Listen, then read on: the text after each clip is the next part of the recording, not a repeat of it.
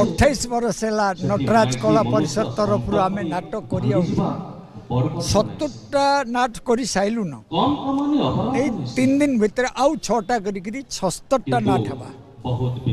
और आमर लक्ष्य उद्देश्य केवल गोटे जे आमर भाषा उन्नत भाषा इटा लोक जानबे। नंबर 2 समाज दर्पण हिसाब से आम नाटक मैंने काम करुचे सबुथ वार्ता अच्छे आपण बा कहून जादूवाला कहून जेन 6टा जाक नाटक विभिन्न प्रकार शिक्षणीय विषय अच्छे जेनटा कि समाज परिवर्तन हेबा बोली आम आशा और विश्वास कर।